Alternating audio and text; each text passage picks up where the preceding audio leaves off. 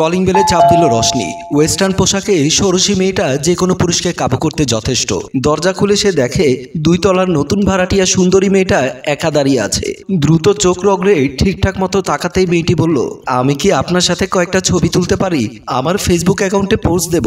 মেয়েটার কথা শুনে সে মহা আনন্দে আতপ চাল ভাতের মতো টকবক করে ফুটতে ফুটতে একেবারে গোলে ভাতের ফ্যান হয়ে গেল। তারপর লজ্জা লজ্জা ভাব করে মনে মনে ভাবলো, ইস, তুমি নিশ্চয় পরশুদিন নতুন বাসায় ওঠার সময় আমার প্রেমে পড়ে গেছো, কিন্তু লজ্জায় বলতে পারছো না, তাই সেলফি তোলার উছিলে আমার সঙ্গ পেতে এসেছো।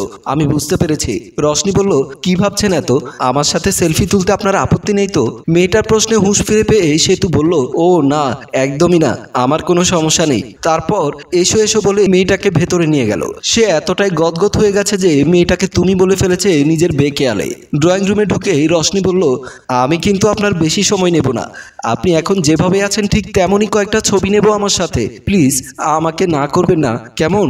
আমি অনেক আশা নিয়ে এসেছি। তারপর নিজের দিকে তাকিয়ে মনে মনে ভাবতে লাগলো, কোমর থেকে প্যান্টটা খুলে যেন পড়ে যাচ্ছে। পুরনো ফ্যাকাশে রঙের একটা টি শার্ট আর কাঁচা ঘুম ভেঙে ওঠা চোখ নিয়ে এমন একটা সুন্দরীর সাথে ছবি তুলবো। ইস, একটু যদি ক্রিম লাগানো যেত, একটু স্মার্ট লাগতো। শালার চশমাটাও হাতের কাছে নেই, সেটা চোখে দিলে অন্তত চোখের নিচের কালি দেখা যেত না। কি হলো, ভেতরে নিয়ে এলেন, ছবি তুলবেন না? সেতু আবারও ভাবলো, যাই হোক, আমার এই চেহারা দেখে যদি এই মেয়ে আমার প্রেমে পড়তে পারে তাহলে ছবি তুলতে আমার সমস্যা কি?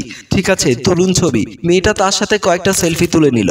ছবিগুলো ভালো এসেছে। ঠিক আছে, আমি তাহলে যাই। সেতু বলল, যাবেন কি?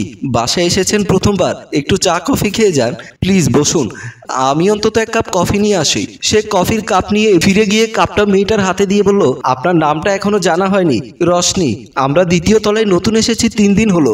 সেতু স্মার্টনেস দেখিয়ে বলল, জানি তো, আমি তো বিল্ডিংয়ে সব খবর রাখি। তাছাড়া আপনারা পরশুদিন যখন মালপত্র তুলছিলেন তখন আমি দেখেছিলাম বাসায় আসার সময়। বুঝতে পেরেছি। আচ্ছা, আমি আপনার সাথে ছবি কেন তুললাম সেটা জিজ্ঞেস করলেন না যে? সেতু একটু চিন্তা করে মনে মনে বলল, মেয়েটা তো দেখছি আলাপ পরিচয় করে সময় নষ্ট করতে চাচ্ছে না, সরাসরি মূল কথায় আসতে চাচ্ছে। কিছু মনে করবেন না, আসলে আমি। ঠিক আছে, থাক, বলতে হবে না, আমারই বোঝা উচিত। এই বিষয়ে ছেলেরা আগে বললেই ভালো। মেয়েটা বুঝলো না সে তো কি বলতে চাইলো। সে কিছু একটা বলতে যাবে তখনই কলিং বেলটা বেজে উঠল। রশনি বলল, মনে হচ্ছে কেউ এসেছে, আমি আজকে আসি। আরে না, আপনি বসুন, আমি দেখছি। রশনি কফিতে চুমুক দিয়ে বসে রইল। দরজা খুলতেই তার মা তাড়াহুড়ো করে ঢুকে যেতে চাইলো। সে আটকে বলল, মা, তুমি এখন এখানে এত তাড়াতাড়ি চলে এলে অফিস থেকে? হ্যাঁ, তোর খালা বললো একটু বাইরে যাবে, তাই আজকে অফিস থেকে তাড়াতাড়ি চলে এলাম। একটু কিছুক্ষণ বসে বাসায় আবার বেরিয়ে যাব। মা, তাহলে বাসায় আসার দরকার নেই, তুমি এখনই চলে যাও। দরকার নেই মানে কি? সারাদিন অফিস করলাম, ভাবলাম একটু রেস্ট করব। তুই আমাকে বাইরে পাঠিয়ে দিচ্ছিস কেন? তোর মতলব কি? সে তো বুঝে গেল তার মাকে ফাঁকি দিয়ে কিছুই করতে পারবে না।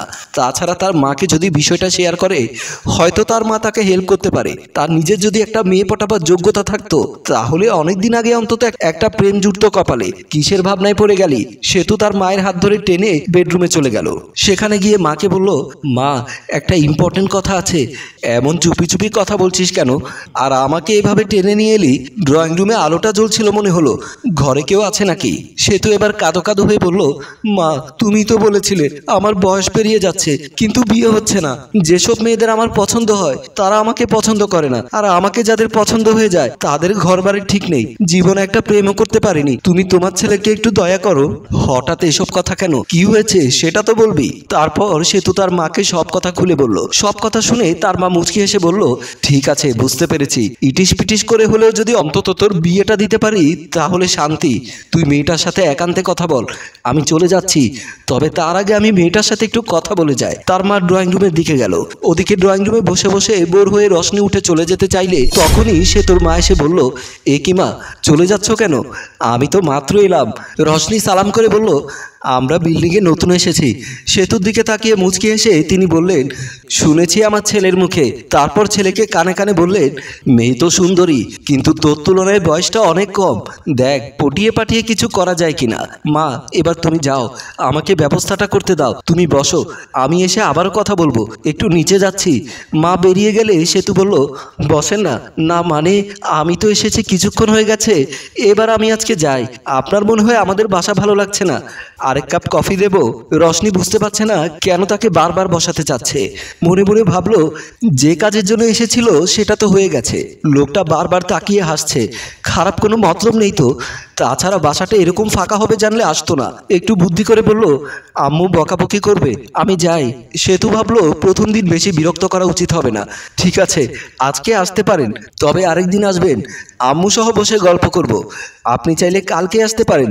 রশনি সালাম দিয়ে ঠিক আছে বলে চলে যেতে চাইলে সেতু পেছন থেকে ডেকে বলল, ছবিগুলো ফেসবুকে দেবেন বললেন, আপনার আইডিটা তো দিলেন না। মোবাইলটা দিয়ে বলল, না মানে অ্যাড হয়ে গেলে ট্যাগ করতে পারবেন। তারপর রশনি মোবাইল নিয়ে তার সাথে অ্যাড হয়ে সৌজন্যমূলক হাসি হেসে চলে গেল। সেতু আজকে খুব খুশি। মাঝখানে 3 ঘন্টা পার হয়ে গেছে তার খেয়াল নেই। সে দুপায়ের ফাঁকে টাওয়াল রেখে সারা ঘরে নেচে বেড়াচ্ছে। আবার কলিং বেল বাজলো। বুঝলো মা এসে গেছে। দরজা খুলে দিল। কিরে, কাজ হয়েছে? হয়েছে মানে একদম ফাইনাল। ছবি আপলোড দিলে সে উসিলা ধরে মেসেজ দেব। তখনই মোবাইলের নোটিফিকেশন আসে। সে বের করে দেখে রোশনি ছবি পোস্ট করেছে। খুশিতে বলল, মা ছবি পোস্ট করেছে? কি লিখেছে শোনা তো। সেতু অনেক আগ্রহ নিয়ে পোস্ট ওপেন করে তার মুখ গোমড়া হয়ে গেল। তার মা জিজ্ঞেস করছে, কি হলো? সে উত্তর না দিয়ে মাথায় হাত দিয়ে আফসোস করতে লাগলো।